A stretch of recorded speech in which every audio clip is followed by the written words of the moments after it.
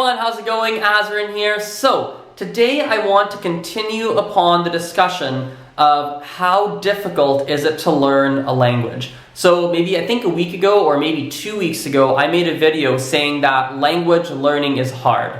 And there were a bunch of people that wrote in the comments, and some people sort of agreed, some people really disagreed, some people were 50% agreed, 50% disagreed. You know, there were a lot of different opinions that came out. And so I thought it'd be good to, continue this discussion, because there's a lot of different ways to look at this issue. So first and foremost, I want to clear the air on one thing. If you want to become super fluent in a language, it's going to be a lot of work. Because the reality is, if you're trying to get to fluent, like you can read properly, you can write properly, you can read academic essays, you can write academic essays, you can speak to people with variety of different accents and dialects, and you know a lot of different idioms, and you don't have too much of an accent, and you can speak without thinking, and you can think in your target language. If you're trying to get to that level, I don't see how you can get there without a lot of time and effort. So I want to make sure that's clear, because if your overall goal is to be really fluent, it's going to take you a lot of effort, no matter how naturally skilled you are or aren't at language learning. So that I want to put aside, because that is something I believe very strongly.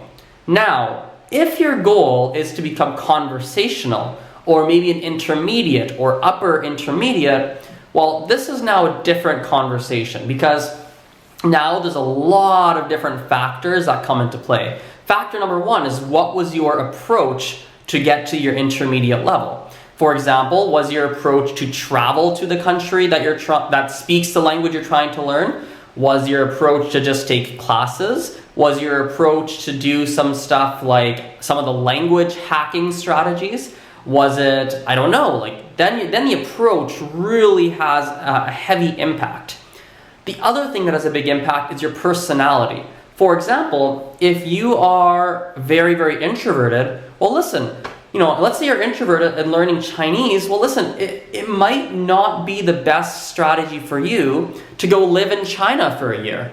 Maybe not, because you're introverted, and when you're in this unknown environment, you're going to become even more shy and even more timid, and you're not going to talk to people. You're not going to try and get out of your shell and practice. Maybe not. So maybe you go to China for a year and you come back home and you're like, yeah, I'm better, but I'm not fluent.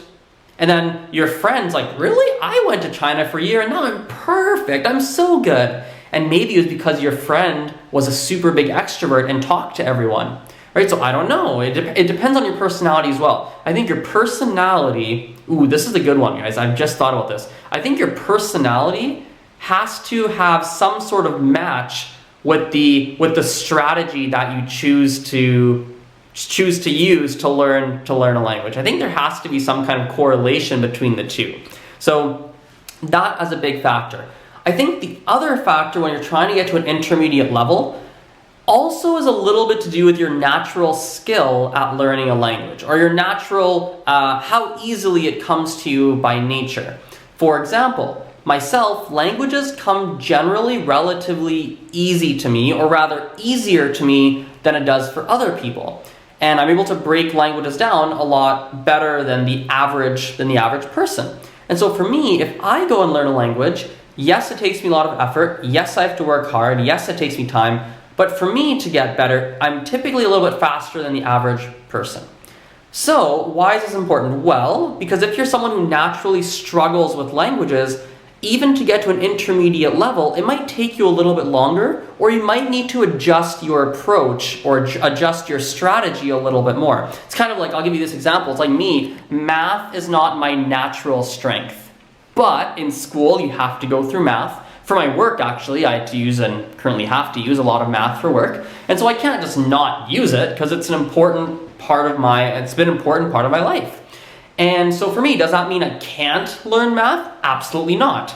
It just means that I have to approach it a different way. I have to use different strategies to try and understand. I do have to sometimes take it a little bit slower than other people sometimes, just so I could really absorb it.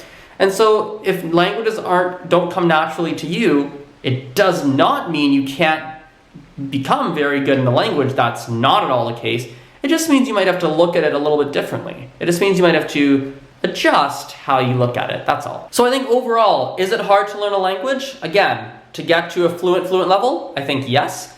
If not, I think it is time consuming. I think you will have to put some effort in, but I think you can have a lot of control as to exactly how difficult it will be, right? I think that's really the big thing, is that you have a lot of control over how difficult it's going to be, depending on the strategy, depending on your personality, depending on do you take the right approach to learn that language. So anyway, hope you guys enjoyed that bit of a rant. And yeah, I guess I'll talk to you guys later. Bye for now.